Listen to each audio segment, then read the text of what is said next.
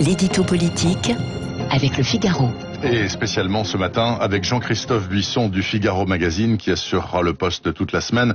Jean-Christophe, bonjour. Bonjour. Vous souhaitez nous parler ce matin du Premier ministre, Monsieur Castex, qui, de toute évidence, multiplie en ce moment les déplacements. Oui, est-ce par esprit de zèle pour obéir aux vœux très appuyés d'Emmanuel Macron qui a demandé à son gouvernement d'être mobilisable et mobilisé tout l'été? Est-ce pour ne pas prêter le flanc à une critique un brin démagogique qui pourrait lui reprocher de prendre des vacances seulement un mois après avoir entamé son nouveau travail, ce qu'aucune entreprise n'accepterait? Est-ce pour rattraper son déficit de notoriété auprès des Français pour qui il reste encore un inconnu? Est-ce, comme de perfides mauvaises langues l'assurent, pour ne pas se laisser dépasser par un ministre de l'Intérieur lui aussi très actif et très présent sur le terrain depuis sa nomination de Place Beauvau? Toujours est-il que le nouveau Premier ministre Jean Castex ne chôme pas cet été. Dimanche soir, il était à Ivry-sur-Seine, dans les locaux du SAMU social, pour apporter son soutien à cette magnifique structure qui aide les sans-abri et dont il a lui-même créé l'antenne toulonnaise quand il était directeur des affaires sociales et sanitaires du Var. Hier, on pouvait l'apercevoir dans les rues du centre de Lille, puis sur les marches de l'hôtel de ville de Roubaix, où il appelait à la vigilance contre une possible reprise de l'épidémie du Covid-19. Et s'il a déjà une vingtaine de déplacements à son compteur depuis sa nomination à Matignon il y a un mois, Jean Castex compte bien continuer sur le même rythme dans les jours qui viennent, c'est-à-dire au moins 2 visites de terrain par semaine, annoncées ou non. Mais à quoi, selon vous, correspond ce que vous appelez cette frénésie de déplacement? D'abord, n'oublions pas que dès son arrivée à Matignon, Jean Castex a souligné qu'il était un élu des territoires. Ouais. Et son accent est là pour nous le rappeler, si tant est qu'on l'oublierait.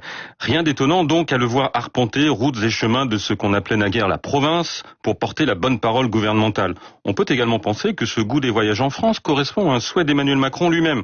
Le président a entendu ce reproche d'avoir privilégié, lors de la première partie de son quinquennat, la France des villes connectées, la mobilité interurbaine, la mondialisation supposée heureuse, l'Europe intégrée. La longue et violente crise anti-jacobine des Gilets jaunes, qui a marqué son grand décrochage dans l'opinion, a été la manifestation la plus spectaculaire de ce reproche. Et si son propre Tour de France au printemps 2019, à la faveur du grand débat national, a permis d'apaiser un peu les esprits et de recoudre un peu son lien avec les Français, il sait bien que c'est insuffisant dans l'optique de sa réélection. Donc, en clair, vous voulez dire que tout ça s'inscrit d'ores et déjà dans une optique de présidentielle 2022? En douteriez-vous, cher Bernard? Notre République est ainsi faite, notamment depuis la fin du mandat présidentiel de 7 ans, que le lendemain même de son élection, le locataire de l'Élysée réfléchit aux conditions de sa réélection, a fortiori quand il a moins de 2 ans devant lui. Alors oui, sans douter de la sincérité de la démarche de Jean Castex, il est bien difficile de ne pas y voir aussi une opération de communication politique au service d'Emmanuel Macron, avec l'avantage pour celui-ci de ne pas apparaître en première ligne et de se concentrer sur les grandes affaires du monde en recevant à Brégançon des chefs d'État étrangers comme Angela Merkel. Ce qui ne l'empêchera pas, à coup sûr, de multiplier lui aussi cet été les sorties, comme dimanche dernier au Lavandou et ce soir à Toulon. Histoire quand même de ne pas donner l'impression de trop profiter des vacances pendant que son Premier ministre travaille, lui. Merci beaucoup Jean-Christophe Buisson du Figaro Magazine qui sera là demain à la même heure, même antenne Radio Classique pour un autre édito politique. Merci. Il est 8h15 exactement. Voici l'invité de la matinale. Radio Classique, l'invité de Bernard Poirette. L'invité, c'est Olivier Dussopt, le ministre délégué chargé des comptes publics. Monsieur Dussopt, merci d'être en studio. Bonjour. Les finances publiques de la France sont dans le rouge vif. Alors, on va pas détailler tous les chiffres parce qu'ils sont tous mauvais. Est-ce que ça va s'aggraver d'ici la fin de l'année ou est-ce que vous voyez une lueur, non pas de bloquer le processus, mais au moins de le stabiliser? Les finances sont extrêmement dégradées et c'est la conséquence des choix que nous avons faits pour répondre à la crise. Oui. Avec un déficit qui est attendu autour de 11%, même 11,5%. Notre objectif, c'est la relance de l'activité économique, éviter le reconfinement, ça c'est une priorité absolue, pour faire en sorte que ce chiffre ne soit pas dégradé, mais qu'on puisse même finir, je n'ose pas dire un peu mieux, mais peut-être un peu moins mal. Et surtout, nous avons... Un peu moins mal, vous avez quoi en tête comme chiffre? Ce qui serait très bon pour vous, ce serait 8, 9? Personne n'est capable de le dire et personne n'est capable de prévoir l'évolution économique des prochaines semaines. Mais notre objectif et notre seule priorité, c'est la relance de l'activité économique, c'est le soutien à cette activité et les mesures que nous avons prises au travers des 3 projets de loi de finances rectificatives et celles que nous allons annoncer à la fin du mois d'août dans le cadre du plan relance ont cet objectif-là et ce seul objectif. Alors, ce qui est très intéressant dans cette affaire-là, c'est que on oublie complètement les fameux critères européens de limitation des déficits publics, le fameux 3%, etc. On s'assied dessus, nous, comme tous les partenaires européens. On les oublie pas, ils sont suspendus. Et la Commission européenne... pour toujours, monsieur Dussopt. La Commission européenne a pris la décision, c'est prévu par les traités, de suspendre l'application des critères, la vérification des critères. Par contre, il faut avoir en tête que ça ne sera justement pas pour toujours. Et dans les mois qui viennent, la Commission, les États membres auront à dire quel est l'horizon auquel il faudra à nouveau revenir vers ces 3%.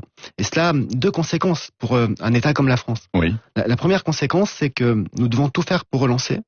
Nous devons mettre à profit cette période qui nous permet, par un soutien budgétaire, par une politique fiscale plus structurelle aussi, pour relancer l'activité économique.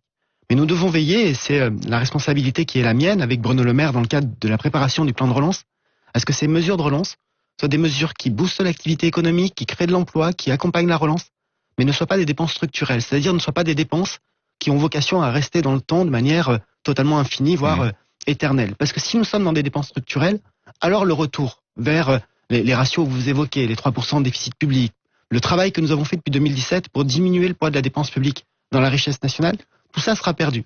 Et donc nous travaillons à ce que ce soit vraiment conjoncturel, que ce soit des dépenses ponctuelles et surtout qu'on ne vienne pas sédimenter, si vous me permettez ce barbarisme, de nouvelles dépenses publiques par rapport à la richesse nationale. Olivier Dussopt, j'entends bien tout cela. Donc vous comptez sur la relance de manière à ce que ça crée de la richesse, que les impôts rentrent mieux et que les équilibres des comptes à terme, voire à long terme, se rétablissent d'eux-mêmes. Mais vous pensez pas que ce serait le moment, par exemple, pour rétablir certains impôts? Si vous décidiez de rétablir l'ISF, par exemple, même ceux qui le payent le comprendraient peut-être dans le contexte épouvantable qui est le nôtre. Nous perdrions tout ce que nous avons fait en termes d'attractivité. Avant la crise du Covid-19, avant la crise fin 2019, la France était devenue la première destination européenne pour les investissements étrangers. Exact.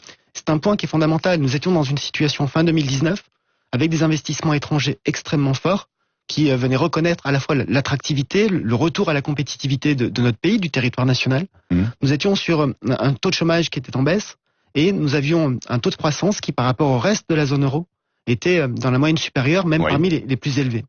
Et ces résultats-là étaient liés à la fois à la politique de l'offre que nous avons amplifiée, je pense notamment à la trajectoire d'impôt sur les sociétés ou à la pérennisation du CICE qui est devenu un allègement pérenne, mais aussi grâce à une politique d'attractivité. Ne gâchons pas cela, ne perdons pas cela.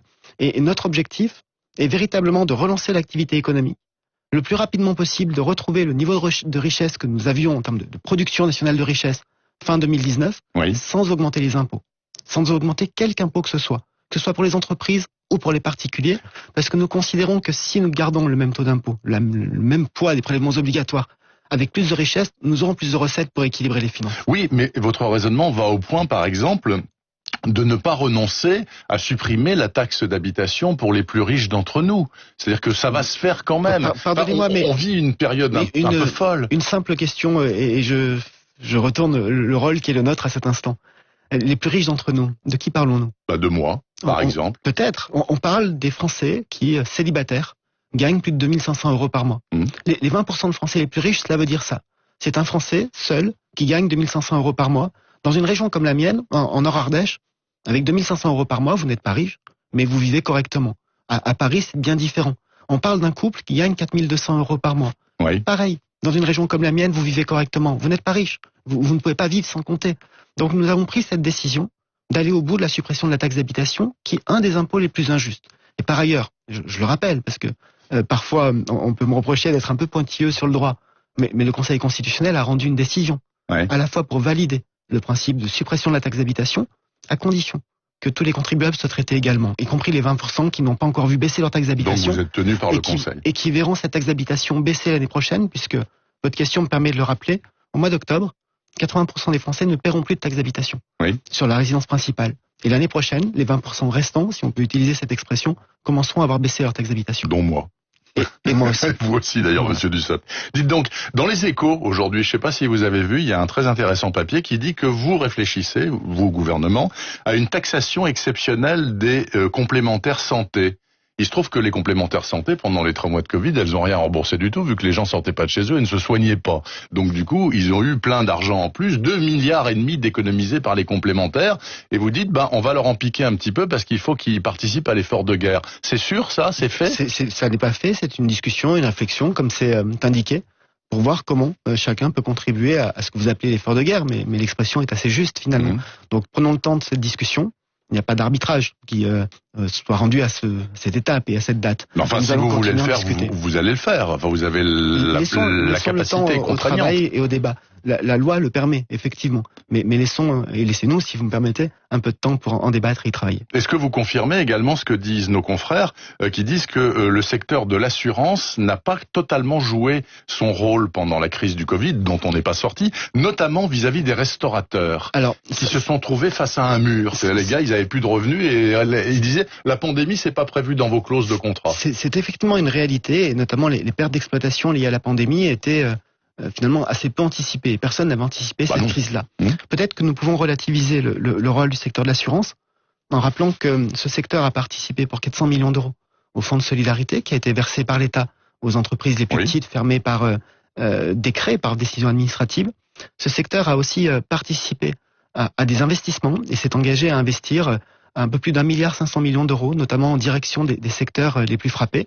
Et cela a fait l'objet de discussions très serrées entre Bruno Le Maire, à l'époque Gérald Darmanin, moi-même et ce secteur-là. Et puis par ailleurs, ce secteur a aussi accordé un certain nombre de gestes commerciaux. Certains diront que c'est tout à fait normal, mais ils ont accordé ces gestes commerciaux pour près de 2 milliards d'euros. Ils n'étaient pas obligés, en l'occurrence, ils l'ont fait. Ils n'étaient pas obligés. La participation a été au rendez-vous, a été présente. Reste la question des pertes enregistrées par les restaurateurs notamment, mais pas seulement, qui ne pouvaient exploiter leur entreprise et qui étaient confrontés à ces difficultés. Et cela interroge effectivement, non pas sur le rôle des assureurs à un moment T, mais sur les conditions dans lesquelles tel ou tel peuvent être assurés. Mais dans la mesure où c'est pas dans les clauses, les assureurs sont dans leurs droits en disant écoutez, j'ai rien à vous payer, c'est pas marqué dans votre contrat d'assurance. Il y a des contrats qui sont extrêmement divers, donc je veille à ne pas faire de généralité. J'ai aussi en tête qu'une première décision de justice a été rendue en instance, disant l'inverse pour certains restaurateurs. Il y a un restaurateur qui a gagné. Quand il y a une jurisprudence qui n'est pas encore tout à fait établie et qu'il y a des contrats qui sont divers, c'est une forme de prudence, en tout cas de raison, que de ne pas acter quelque chose de manière trop définitive. Vous avez cité Monsieur Darmanin, qui était à votre poste avant de passer à l'intérieur.